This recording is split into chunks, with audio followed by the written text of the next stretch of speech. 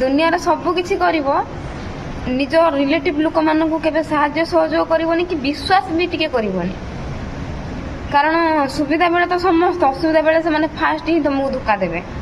ବାହାର ଲୋକ କ'ଣ ଧୋକା ଦେବେ, ବାହାର ଲୋକ ତମକୁ କ'ଣ କହିବେ, ପ୍ରଥମେ ତମ ରିଲେଟିଭ ଲୋକମାନେ ହିଁ ତମ କ'ଣ ତମକୁ ଜଣେଇଦେବେ, ଯେମିତି ଆମ ସହିତ କରୁଛନ୍ତି ମୋ ନିଜ ରିଲେଟିଭ ମାନେ ହେଲା।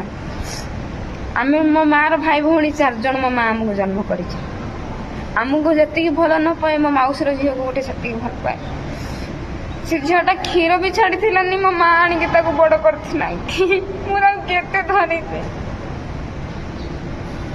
ଜ୍ୱର ହେଇଥିବ ଗୋଟେ ଗୋଟେ ରାତି ମୁଁ ଶୋଇନେଇ, ମୋ ମା ଶୋଇନେଇ। ଆମ ଘରେ କ'ଣ ମୋ ସାନ ଭାଇ ତାକୁ ମାରିଥିଲା ବୋଲି ତାକୁ ନେଇଯାଇଛି।